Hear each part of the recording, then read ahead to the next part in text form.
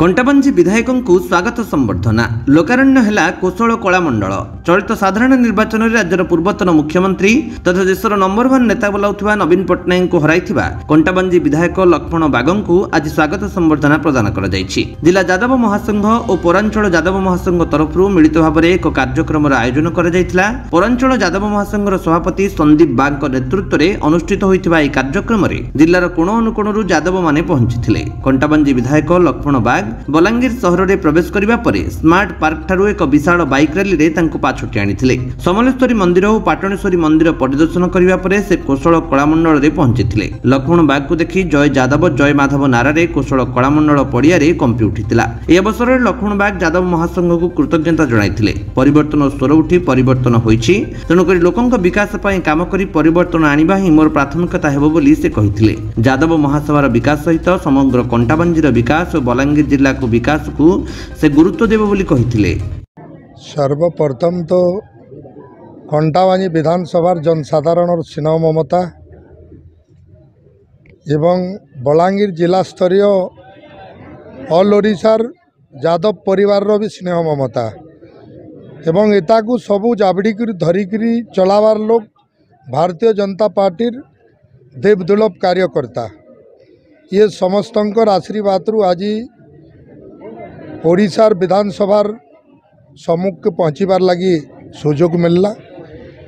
आज बलांगीर जिला स्तरीय यादव महासभा तरफ जो भली स्वागत संबर्धनार आयोजन करा जाइछे तांकर स्वागत संबर्धना को मु अंतर आत्मीय सहित निज को धन्य मन करुची एवं आगामी दिन रे निश्चित भाव रे मानव समाज रो विकास संगे संगे मोर यादव समाज रो भी निश्चित भाव रे विकास हेबो।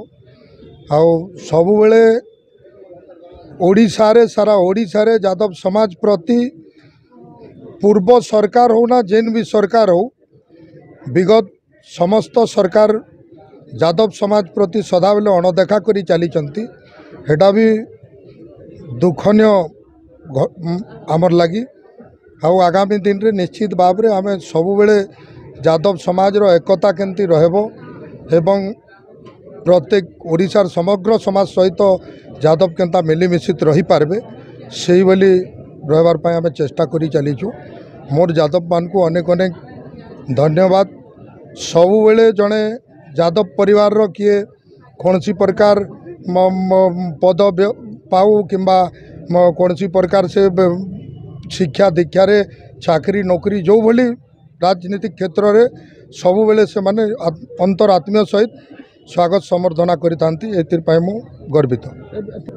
निश्चित भाव रे मोर गर्व मोर समाज पय प्रथमे जाति परे पार्टी मु मानव जाति पय काम करूची सबु बेले मु गर्वित अछि मोर मानव जाति पाई।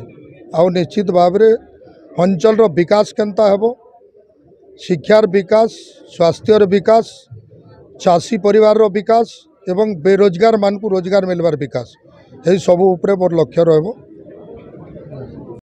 निश्चित भाव आमर जाति पाई गोटे बहुत सौभाग्य दिन टे आज आमर बलांगीर पौरांचल बलांगीर जिला बलांगीर तथा आउ पाखर आखर 10टा पश्चिम ओडिशार प्राय 10टा जिल्लारू आसन लोक एठान के संबर्धना सभा आउ बहुत खुशी लगुचे जे जड़े आमर लोकटे विधानसभा के जाइछन। आशा करछो से आमर जाति के नहीं करी किंबा आमर लोकंक प्रॉब्लम के नहीं करी विधानसभा रे बहुत स्पष्ट भाव रे उपस्थापन करबे और आमर मान समस्त से उन्नति होगा बोली आम आशा करछो। जाति भाव रे 24 वर्षर सीएम कैंडिडेट के जदि आमर लोक